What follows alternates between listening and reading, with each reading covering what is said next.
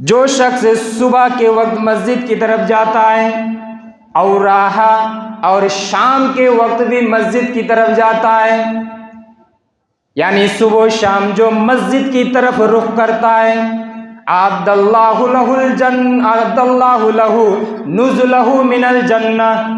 सुबह शाम मस्जिद की तरफ जाने वाले आदमी के लिए अल्लाह तबारक व तआला खुद एक मेहमान नवाजी का इंतज़ाम करता है।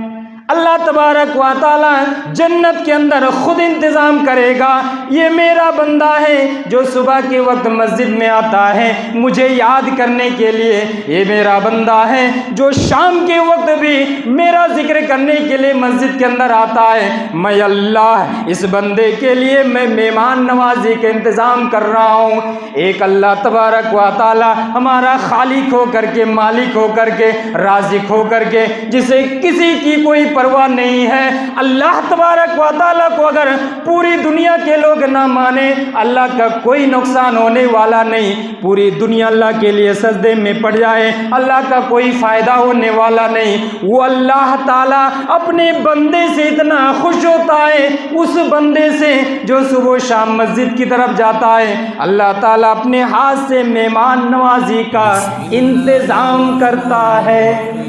तो ऐसे ही जैसे हम जुमा के मौके पर प्रोग्राम के तौर पर और किसी नियत से इरादे से मस्जिद बड़ी करते हैं, नमाज 5 वक्त की नमाज के लिए भी हमें मस्जिद बड़ी करने की ज़रूरत पड़ती, लेकिन नहीं पड़ती है। क्यों? इसलिए कि हम नमाज पढ़ने के लिए तैयार नहीं, नमाज कायम करने के लिए तैयार नहीं।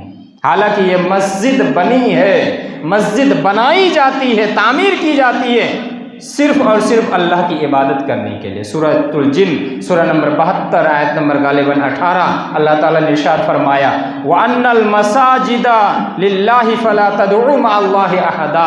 ये तमाम के तमाम मसाजिदें अल्लाह की है, चुनांचे तुम यहाँ आकर के अल्लाह के साथ किसी और को मत पुकारो, यानी मस्जिद में आओ और अल्लाह ही को पुकारो।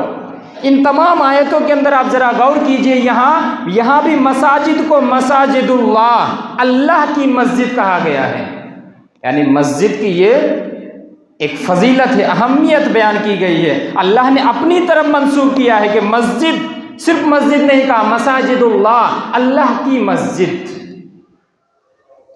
और हम सब का खालिक, हम सब का मालिक, हम सब का राज़िक अल्लाह तबारक व तआला है। और अल्लाह की मस्जिद को हम वीरान छोड़ दें, अल्लाह की मस्जिद को हम गैर आबाद छोड़ दें, अल्लाह की मस्जिद को ऐसे ही हम छोड़ दें। कहीं कहीं किसी जगह तो ऐसा भी होता है, अफसोस के साथ कहना पड़ता है, कहीं किसी इलाके में कहीं वक्तिया मस्जिद है, ऐसा भी मौका होता है कि अजान देने वाला कोई नहीं, नमाज पढ़ाने वाला कोई नहीं, ऐसा भी वक्त पार होता है।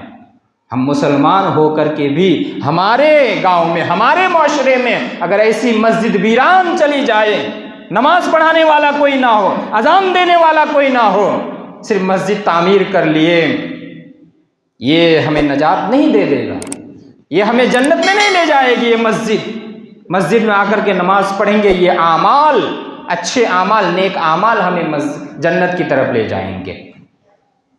इसलिए हमें मस्जिद में आकर के मस्जिद को आबाद करने की ज़रूरत है। और मस्जिद को आबाद करने की फजीलत क्या है? सही बुखारी की रिवायत है, सुनन नबी दाऊद, तिरमिज़ी वगैरह के अंदर यह हदीस आई है। नबी सल्लल्लाहु अलैहि वसल्लम ने इरशाद फरमाया, बश्शिरिल मश्शाईन फ़िज़्ज़ुलमी इलल मसाजिद बिन्नूरित तामी यौमल क़ियामह।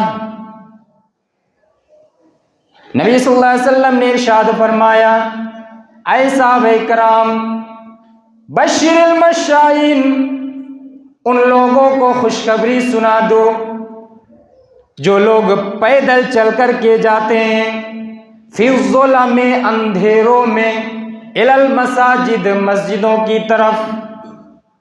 आजकल तो अंधेरों में हमें जाने की ज़रूरत नहीं पड़ती है। वो ज़माना था जहां लाइट की कोई बंदोबस्त नहीं था, उस जमाने में चारों तरफ अंधेरा ही अंधेरा था। अंधेरों में जो पैदल चल करके मस्जिद की तरफ जाते हैं, ऐ साहबे किराम, उन तमाम की तमाम लोगों को आप गुड न्यूज़ सुना दीजिए। उनको क्या मिलेगा? बिन नूर ताम यौमल क़ियामा, क़यामत के दिन अंधेरा होगा, क़यामत के दिन ऐसे लोगों को रोशनी मिलेगी, क़यामत के दिन ऐसे लोगों को नूर मिलेगा जो इस दुनिया के अंदर अगर कहीं अंधेरा भी हो, रास्ते में अगर उजाला ना हो, लेकिन अल्लाह की खातिर अगर हम पैदल चल कर के मस्जिद की तरफ जाते हैं, गर्चे इस दुनिया के अंदर अंधेरे में जाते हैं, आखिरत के वक्त जहां हर कोई चाहेगा कि मुझे रोशनी मिल जाए, मुझे नूर मिल जाए, ऐसे लोगों को नूर से नवाजा जाएगा, ऐसे लोगों को मुकम्मल उज्जल दिया जाएगा, मुकम्मल रोशनी दी जाएगी। बिन नूरी ताम, अरबी का लफ्ज़ है नूर के माना रोशनी और ताम के माना होता है मुकम्मल, यानी किसी किस्म की कोई कमी नहीं होगी। पुल सिरात पार करने में, मैदान महशर में और कहीं भी जहाँ जहाँ हमारा हिसाब निकाश लिया जाएगा, हर जगह कोई परेशानी नहीं होगी, कहीं अंधेरा नहीं होगा, हर तरफ नूर और नूर, रोशनी और रोशनी, लाइट ही लाइट होगी अगर हम इस दुनिया के अंदर पैदल चल कर के मस्जिद की तरफ जाते हैं तो ये मस्जिद में आने की फजीलत है। इससे पहले हमने सुना है अर्श के साए तले अल्लाह तबारक व तआला जगा देगा, जिस मौके पर हर कोई नफ्सी नफ्सी के आलम में होगा, हर कोई चाहेगा कि मुझे नजात मिल जाए, हर कोई चाहेगा कि मुझे परित्राण मिल जाए। ऐसे माहौल में अल्लाह तबारक व तआला उस आदमी को नजात देगा, उस आदमी को अर्श के साए तले जगा देगा। वरजुलुन क़ल्बुहु मुअल्लकुम बिल मस्जिद, वो आदमी जिसका दिल मस्जिद की तरफ लगा रहता है, इदा खरज मिनहु हत्ता यऊद इलैहि, एक नमाज पढ़ कर के निकलता है, दूसरी नमाज का इंतज़ार करता रहता है, ज़ोहर की नमाज पढ़ कर के निकलता है, इंतज़ार करता है कब असर की नमाज का वक्त होगा, फिर मैं मस्जिद की तरफ जाऊँगा। असर पढ़ करके निकलता है, मगरिब का इंतज़ार करता है, मगरिब से फारिग हो जाता है, इशा के लिए इंतज़ार करता रहता है, इशा से फारिग होने के बाद आकर के सो जाता है, लेकिन ज़हन दिमाग में रहता है फिर मुझे फजर की नमाज पढ़ने के लिए मस्जिद की तरफ जाना है। ऐसा आदमी जिसका दिल मस्जिद की तरफ लगा हुआ हो, ऐसे आदमी को अल्लाह तबारक व तआला अपने अर्श के साए तले जगा देगा, जिस दिन अल्लाह के अर्श के सिवा कोई जगह नहीं होगी, कोई साया नहीं होगा। यह है मस्जिद की फजीलत, यह है मस्जिद की फजीलत। और हम मुसलमान मस्जिद आने के लिए तैयार नहीं। क्या हमें मरने का डर नहीं? क्या हमें इस दुनिया को छोड़ करके जाने का डर नहीं? क्या हम इस दुनिया के अंदर हमेशा हमेशा रहने के लिए आए हैं? कोई कह सकते हैं?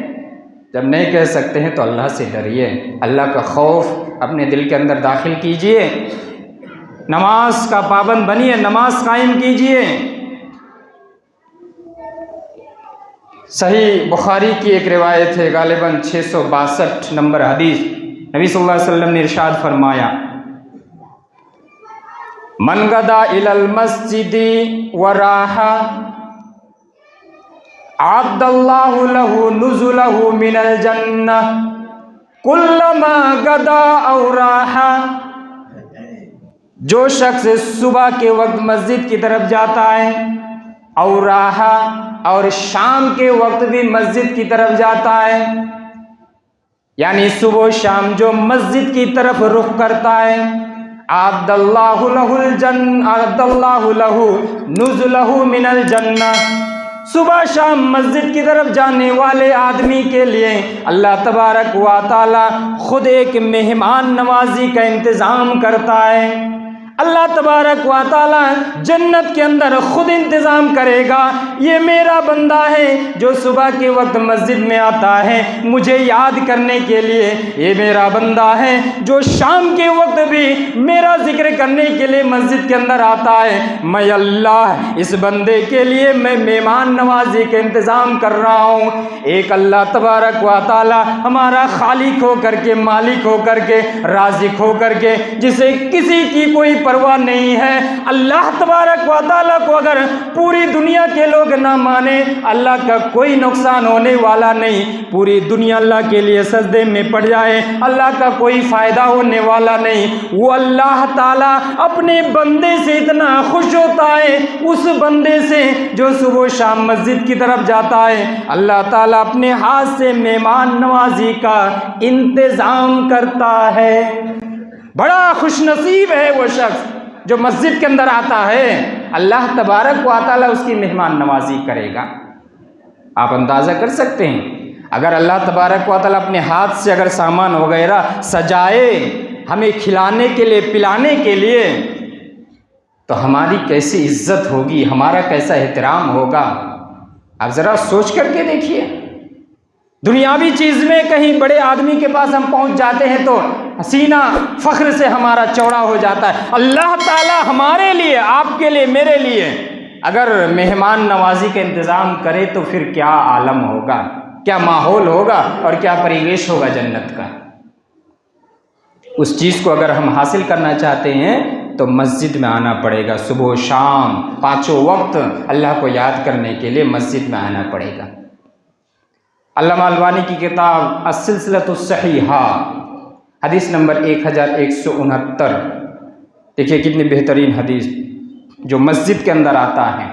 यहाँ भी इस हदीस के अंदर भी नबी सल्लल्लाहु अलैहि वसल्लम ने वही चीज़ बयान किया है। क्या बयान किया?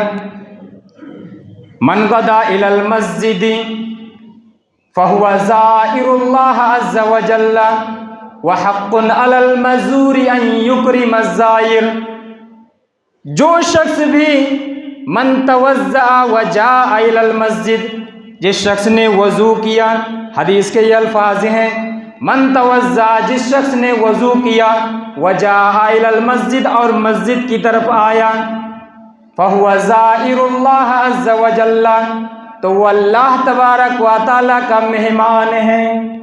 ज़ाइर ये ज़ियारत से पैदा हुआ। ज़ियारत हम कहते हैं ना, कब्र ज़ियारत करना। ज़ाइर माने ज़ियारत करने वाला, ने अल्लाह से मुलाकात करने वाला। माना क्या हुआ? आप कह सकते हैं अल्लाह का मेहमान। जिस शख्स ने वज़ू किया और वज़ू करने के बाद मस्जिद की तरफ आया, फ़हुवा ज़ाइरुल्लाह अज़्ज़ा व जल्ला, वो अल्लाह तबारक व तआला का मेहमान हो गया। और जब अल्लाह का मेहमान हो गया, व हक़्क़ुन अलल मज़ूरी अन युकरिम ज़ाइर, अब अल्लाह तबारक व तआला मेज़बान बन गया। अब अल्लाह यानी मेज़बान के ऊपर ये ज़रूरी है कि वह अपने मेहमान की इज़्ज़त किया करे। अल्लाह तबारक व तआला मेज़बान बन जाता है। जब हम वज़ू करके मस्जिद की तरफ आते हैं तो हम अल्लाह का मेहमान बनते हैं, अल्लाह हमारा मेज़बान बनता है। हमारी इज़्ज़त करने की जिम्मेदारी अब अल्लाह तबारक व तआला की होती है। अल्लाह तबारक व तआला अब हमारी मेहमान नवाजी करेगा। तो मेरे भाइयों और दोस्तों, ये है मस्जिद की फ़जीलत, मस्जिद को आबाद करने की अहमियत, मस्जिद के अंदर नमाज़ पढ़ने की यह अहमियत। इसलिए मस्जिद में आए, आकर के नमाज कायम कीजिए, मस्जिद को आबाद कीजिए, मस्जिद को तामीर कीजिए, उसकी भी बड़ी फजीलत है। लेकिन उसके साथ साथ मस्जिद को आबाद भी कीजिए। सिर्फ हम मस्जिद को तामीर करेंगे, नक्शो निगार करेंगे, आरास्ता पैरास्ता करेंगे और लोगों को दिखाएंगे हाँ हमारी मस्जिद बड़ी है, हमारी मस्जिद बेहतरीन है। कहीं कहीं होता है ना, ये सब हमारे समाज में होता है। अगर ऐसी सोच, ऐसी फिक्र अगर हम में से किसी आदमी के दिल के अंदर ज़र्रा बराबर भी आए तो फिर ऐसी मस्जिद तामीर करके नेकी नहीं मिलेगी बल्कि गुनाह मिलेगा। नबी सल्लल्लाहु अलैहि वसल्लम ने हदीस के अंदर मस्जिद को एकदम चौक और एकदम मस्जिद को आरास्ता पैरास्ता करने से, ऐसे नक्शो निगार किया जाए कि लोग देखते रह जाए, इससे मना किया है, इसे मना किया है। और ऐसा नक्शो निगार करके और हम सोचे कि हमारी मस्जिद सबसे बेहतरीन है, हमारी मस्जिद कोलकाता के नाखुदा मस्जिद की तरह है, हमारी मस्जिद फला मस्जिद की तरह है, हमारी मस्जिद ऐसी है, पूरे गांव में ऐसी मस्जिद नहीं है। ये अगर ज़र्रा बराबर भी हमारे दिलो दिमाग में आए तो फिर ऐसी मस्जिद तामीर करके नेकी नहीं बल्कि गुनाह मिलेगा।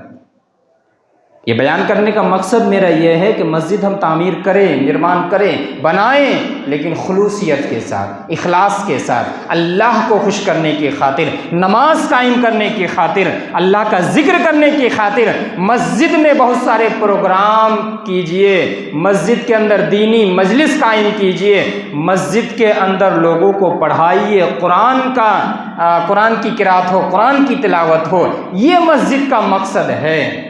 तो जो मस्जिद का मकसद है उस मकसद को हम समझें। मेरे भाइयों दोस्तों, मस्जिद की बेशुमार फजीलत है, इंशाअल्लाह आपके सामने फिर कभी बयान किया जाएगा। हमें ज़रूरत इस बात की है कि हम मस्जिद में आए, मस्जिद को आबाद करें। जिस तरह जुमा की नमाज के लिए आते हैं उसी तरह हम कोशिश करें 5 वक्त की नमाज में